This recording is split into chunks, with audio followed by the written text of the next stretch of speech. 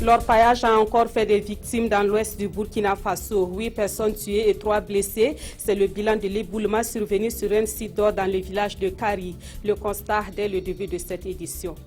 Au Brésil, la présidente Dilma Rousseff est en train de perdre la bataille contre sa destitution. À une écrasante majorité, les députés du Brésil ont ouvert la voie d'une destitution de la présidente lors d'un vote historique. Reste maintenant au Sénat d'entériner ou non le choix des députés brésiliens.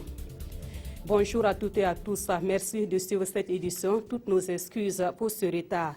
Cela dit, 8 personnes ont trouvé la mort dans un éboulement sur un site d'orpaillage. Et cela s'est passé hier dimanche vers 4 h du matin à Kari, dans la commune de Houndé. Ce triste événement s'est produit à quelques jours de la fermeture officielle des sites d'or au Burkina Faso. On fait le point avec Karim Ilboudo et Amadou Lougui. 8 morts, 3 blessés. La quête de l'or a encore fait des victimes dans le rang des orpailleurs. Tous seraient morts des suites d'éboulements dans cette galerie. J'étais dans le trou lors du catastrophe. Je suis un caleur. Je suis rentré dans le trou pour caler. Et il s'est trouvé que le trou voulait venir. On a entendu un coup, deuxième coup, troisième coup. Le trou est venu. Pendant ce temps, il y avait des gens qui étaient à l'intérieur toujours. Parce que nous, on était après ces gens-là. Il y a toujours des gens qui étaient toujours à l'intérieur. Donc, alors que le trou se superposait comme ça. Donc, tellement que les gens étaient nombreux dedans, nous, on a pris l'échappement pour sortir. Le drame s'est produit ce dimanche aux environs de 4 h du matin. Après plus de 24 heures de fouilles, un corps reste encore enfoui sous les décombres. Notre travail, moi-même je peux dire que je suis au site aurifère, là, ça peut atteindre 17 ans ou bien quoi, je suis en brousse de travail, tout le temps. Nous on connaît ces problèmes-là, parce que c'est risqué. Toi tu vas rentrer 10 mètres ou bien 5 mètres là, si tu n'es pas rentré dedans, tu ne sais pas ce qui se passe, quoi. Une équipe conduite par le gouverneur de la région des Hauts-Bassins est venue constater les dégâts et inviter surtout les orpailleurs à respecter le calendrier d'exploitation de l'or au Burkina Faso. Le gouvernement, à partir du mois de mai, a décidé de la fermeture des sites sur toute l'étendue du territoire. Il faudrait que cette décision soit mise en œuvre par les populations et par les représentants des populations. Cette décision du gouvernement précise que toute forme d'exploitation artisanale de l'or est proscrite pendant la saison des pluies. La mesure entre en vigueur dès le 1er mai prochain. En attendant, la ruée vers l'or continue d'attirer des milliers de jeunes. En 2 ans, près d'une vingtaine d'orpailleurs ont trouvé la mort au fond des trous d'or dans cette localité de la commune de Houndé. Les représentants des 15 États membres de la Conférence internationale de prévoyance sociale sont en concertation à Ouagadougou. Partage d'expériences et définition de bonnes politiques de prévoyance sociale sont au cœur de cette concertation. Mais la thématique principale de la rencontre est relative à la production et à la collecte de données statistiques dans les organismes de sécurité sociale. Débutés ce lundi matin, les travaux de cette rencontre vont se dérouler jusqu'au 22 avril prochain. Alidou Badini et Yolande Lompo. C'est une occasion offerte aux acteurs des organismes de prévoyance sociale de recenser les difficultés auxquelles ils font face dans la production des données statistiques financières et comptables. Les statistiques étant indispensables à l'établissement de données fiables, les participants des 13 États membres sur les 15 que compte la CIPRES vont ensemble partager leur expérience en vue d'accroître leur performance. S'il n'y a pas de statistiques, on n'a pas de tableau de bord. Et quand il n'y a pas de tableau de bord, on rentre souvent dans le mur. Donc, ce qui permettra, avec les statistiques, vraiment de bien gérer, n'est-ce pas, d'avoir les bons éléments et de permettre à ce que les pensions soient sauvegardées.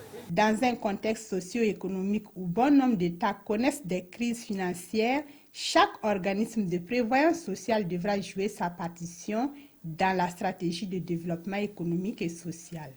On s'est rendu compte qu'il y a beaucoup de caisses de prévoyance sociale qui ne produisent pas les statistiques, qui ne les mettent pas à jour. Et cela crée un sérieux problème de gouvernance, un problème aussi de capacité de pilotage, d'anticipation.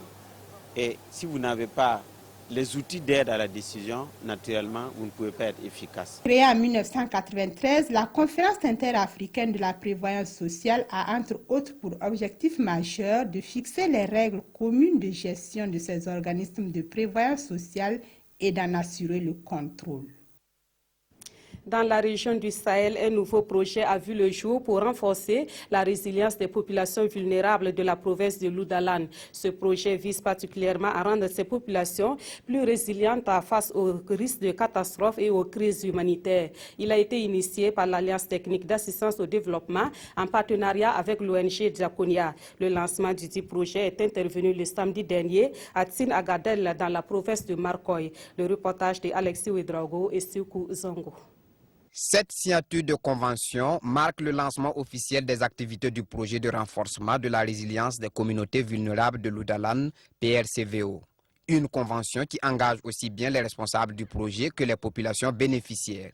Ce référentiel nous guide et nous permet de nous assurer que chacun va respecter ses engagements. Les engagements ne se limitent pas seulement à être bénéficiaire, mais c'est de contribuer aussi bien physiquement, financièrement, mais aussi de mobiliser l'ensemble des communautés à l'écoute des messages du projet et à véhiculer aussi les valeurs que nous défendons tous ensemble. Un ensemble de valeurs qui se résume à améliorer la résilience des communautés par le renforcement de leurs capacités d'analyse organisationnelle et technique. Pour y arriver, le cadre de concertation provinciale constitue un organe de veille. C'est le cadre de concertation provinciale aujourd'hui qui accueille le projet pour pouvoir nous informer, nous donner toutes les informations nécessaires à la connaissance de ce projet. Donc c'est un cadre aussi de contrôle. À l'occasion du lancement de ces activités, le projet PRCVO a offert à 30 ménages vulnérables de Tin Agadel un lot de matériel composé de brouettes, de pelles, de pioches et de kits de traitement phytosanitaire. Vraiment, mon sentiment, je suis content, très content. Prévu pour durer 18 mois, le projet PRCVO prévoit toucher 300 ménages dans 5 villages de la province de Loudalan. La 6e session du comité de pilotage du programme de croissance économique dans le secteur agricole s'est tenue la semaine dernière à Ouagadougou. Les membres de ce comité ont examiné les résultats engrangés au cours de l'année 2015. Ils ont également formulé de nouvelles orientations pour une mise en œuvre efficace du dit projet. Un programme dont l'objectif est de promouvoir le secteur agricole. Le compte rendu des travaux avec Salif Bilum et Estelle Judith Assorba. Les membres du comité de pilotage du programme de croissance économique dans le secteur agricole marquent une halte pour dresser le bilan des activités menées durant 2015 et du même coup définir de nouvelles orientations. Des orientations qui devraient contribuer à la mise en œuvre diligente et cohérente du dit programme. Les enjeux majeurs pour 2016 seront la réussite de la revue à mi-parcours, la mise en œuvre de la stratégie de communication, la production d'un film documentaire. Pour ce faire, je vous invite à travailler davantage sur des points essentiels, à savoir la réalisation des infrastructures structurantes stratégiques, l'appui conseil effectif aux entreprises, l'augmentation significative du volume des prêts accordés par les banques aux entreprises, la signature de la convention avec la SOFIGIP, la mise en route du fonds vert et la signature du panier financier commun. Le ministère de l'Agriculture, des Aménagements hydrauliques ainsi que les autres départements ministériels marquent d'ores et déjà leur bonne volonté à mettre en œuvre les décisions et recommandations issues de cette session. Le programme de croissance économique dans le secteur agricole est né de la volonté des gouvernements burkinabés et danois de promouvoir le développement du secteur agricole. Son objectif est de contribuer à une augmentation de la productivité, des valeurs ajoutées et des revenus agricoles, ce qui pourrait favoriser une croissance économique nationale et réduire la pauvreté. Autre point de l'actualité, l'Organisation nationale des commerçants du Burkina Faso a clôturé son congrès hier à Ouagadougou. À ce congrès qui a duré 48 heures, les commerçants ont revisité les acquis de leur structure créée en 2005. Ils ont aussi échangé sur les actions à entreprendre pour faire face aux nombreux défis qui se présentent au secteur du commerce. À ce congrès également, le bureau exécutif de l'Organisation nationale des commerçants du Burkina Faso a été renouvelé. Nongba Kouda, Bouma Ernest Nebier. Ce troisième congrès de l'Organisation nationale des commerçants du Burkina Onakombe a permis à ses membres de faire l'état des lieux des acquis de la structure depuis sa création. Des acquis, mais aussi des défis à relever, surtout la relecture et l'application effective des textes régissant le secteur du commerce.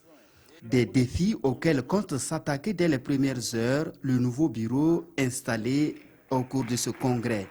Un bureau fort de 46 membres. C'est l'industriel qui élit l'industriel. C'est le grossiste qui élit le grossiste. Et le demi-grossiste élit le demi-grossiste. Et les détaillants élit les détaillants. Donc nous voulons que ces textes soient réglementés et appliqués comme il se doit. Il y a les élections des membres conseillers de la Chambre du commerce qui est en cours, dont les acteurs ne sont pas d'accord sur les textes. Notamment l'Onakombe fait partie de ces acteurs. Les textes ont été faits en écartant certains acteurs. L'Onakombe a aussi dans son viseur la formation des commerçants sur les services des impôts. Une conférence publique sur la plateforme Sylvie de la douane est également prévue pour permettre aux commerçants de se l'approprier. À l'initiative de Mapcom Technologies, un concours de programmation informatique s'est déroulé le week-end écoulé à Ouagadougou. Ce concours met en compétition des jeunes étudiants en informatique ou intéressés par ce domaine. À l'issue de la compétition organisée pour la première fois au Burkina Faso, 10 équipes seront retenues. Elles représenteront le Burkina Faso au concours de programmation informatique au niveau du continent africain. Plus de précisions avec Salif Belem et Claudine Bikaba. Voici le groupe qui remporte le premier prix du concours national de programmation informatique. Il s'en sort avec un trophée et chaque membre reçoit ici un ordinateur portable, une médaille et un certificat de participation. Ce concours vise à promouvoir l'excellence, l'esprit d'équipe et la maîtrise de l'outil informatique par les étudiants. Nous avons commencé à nous préparer 2 mois à l'avance. Donc, c'est l'équipe la mieux entraînée qui a gagné. Ça ne veut pas dire qu'on est forcément les meilleurs. Nous sommes bien préparés, c'est tout.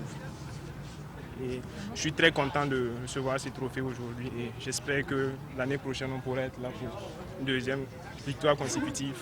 Pour cette première édition, sur les 17 équipes retenues pour la compétition, 3 ont été primées et 10 iront représenter le Burkina au régional. À travers ce concours, on détecte des étudiants qui ont du potentiel, on les accompagne. Et à travers ce concours national, on en a retenu 10 pour prendre part au concours régional. Et si dans le trio gagnant, il y a une équipe du Burkina, cette équipe ira participer au concours international. L'initiative est de Mapcom Technologies, dont le promoteur est lui-même un ancien lauréat du prix international des programmeurs informatiques. Le régional se tiendra la première quinzaine du mois d'octobre. Actualité hors du Burkina Faso. Au Brésil, les choses se compliquent pour la présidente Dilma Rousseff. Les députés ont donné le feu vert pour la destitution de la présidente au terme d'une session historique. Plus de 2 tiers des députés brésiliens ont voté pour cette destitution, ouvrant ainsi la voie au Sénat pour entériner leur choix. Por isso eu digo ao Brasil, sim para o futuro! Plus des 2 tiers des députés brésiliens ont ouvert la voie d'une destitution par le Sénat de la présidente Dilma Rousseff. Le vote historique a duré plus de 9 heures, durant lesquelles chaque député a motivé son vote en faveur ou contre la procédure de destitution. Le président de l'Assemblée, Eduardo Cunha, qui est favorable à la destitution tout en étant poursuivi pour corruption, a lui-même été pris à partie. Eduardo Cunha, você é gangster. Eduardo Cunha, vous êtes un gangster, dit ainsi le député Braga qui soutient la présidente.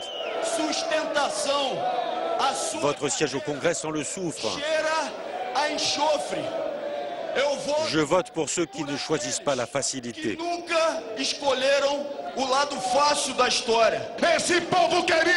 Plus enflammé, le député de l'opposition Vladimir Costa avait pris avec lui des cotillons pour célébrer la destitution. Le vote à l'Assemblée plonge le Brésil dans une crise politique inédite et annonce un bouleversement au sommet de l'État. Il y aura de grands changements. Pour faire passer ce vote, le vice-président Michel Temer a beaucoup négocié avec les partis politiques, explique ce politologue proche du gouvernement. Nous aurons une nouvelle majorité, un grand nombre de ministères vont disparaître, peut-être la moitié, et tout le gouvernement va changer.